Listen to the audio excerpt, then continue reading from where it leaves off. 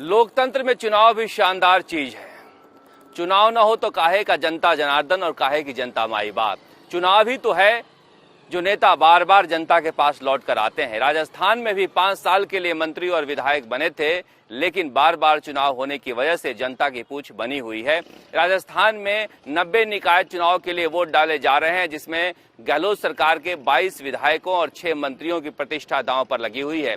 सबसे ज्यादा मेहनत स्वास्थ्य मंत्री रघु शर्मा कर रहे हैं, क्योंकि रघु शर्मा के लिए बड़ी चुनौती है कि अजमेर नगर निगम में कांग्रेस का बोर्ड बनाएं। इसके अलावा खुद अपने यहाँ केकड़ी और सरवाड़ में कांग्रेस को जीत दिलाएं, क्योंकि जिस तरह से रघु शर्मा का अशोक गहलोत सरकार में कद बढ़ा है, उनके लिए प्रतिष्ठा की बात है कि इन जगहों पर कांग्रेस को सफलता दिलवाएं।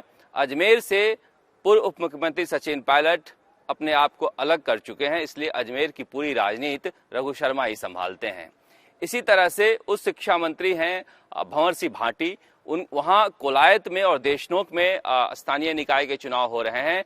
वहां पर चुनाव जिताना इनके लिए बड़ी चुनौती है। सचिन पायलट कोटे से मंत्री बने थे, उसके बाद इन्होंने अपनी आस्था अशोक गहलोत की तरफ कर ली है। इनके ऊपर हमेशा तलवार लटकी रहती है कि मंत्रिमंडल से छुट्टी हो सकती है। ऐसे में इनके लिए बड़ी चुनौती है कि दोनों जगह कांग्रेस को जिताकर लाएं। इसके अलावा सुखराम बिश्नोई है, सांचौर में भी स्थानीय निकाय के चुनाव हो रहे हैं। उनके लिए भी बड़ी प्रतिष्ठा की बात है कि मंत्री हैं और अच्छा खासा विभाग भी है, इसलिए कांग्रेस को कम से कम उन इलाकों में जीत दिलाएं, क्योंकि वो जो इलाके हैं वो बीजेपी के गढ़ माने जाते हैं।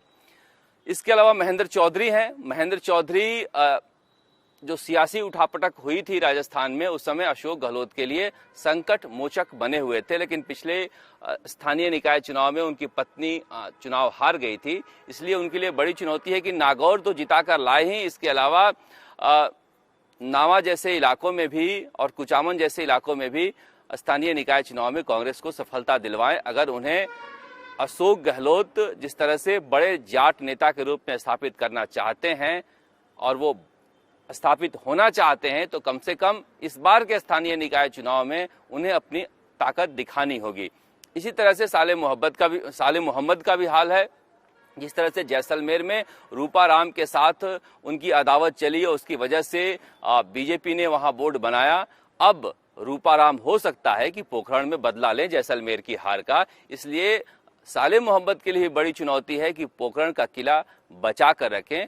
पोखरण बहुत महत्वपूर्ण है कांग्रेस के लिए, क्योंकि जोधपुर लोकसभा सीट में आता है, जहां से मुख्यमंत्री अशोक गहलोत के बेटे वैभव गहलोत चुनाव लड़ चुके हैं और आगे भी चुनाव लड़ना चाहते हैं। इसलिए रूपा राम और साले मोहम्मद के झगड़े के बीच पोखरण का क्या होगा, इस पर भी सबकी निगाहें लगी हुई है।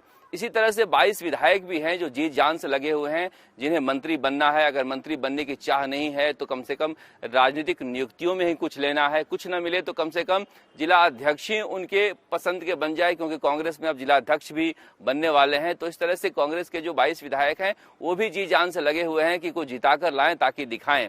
इसके अलावा खुद मुख्यमंत्री अशोक गहलोत कल से ही कमान संभाले हुए हैं और हर इलाके से फीडबैक ले रहे हैं। हालांकि उनकी तबीयत नासाज थी और कल की कैबिनेट भी उन्होंने रद्द कर दी थी, उसके बावजूद हर जगह से फीडबैक ले रहे हैं।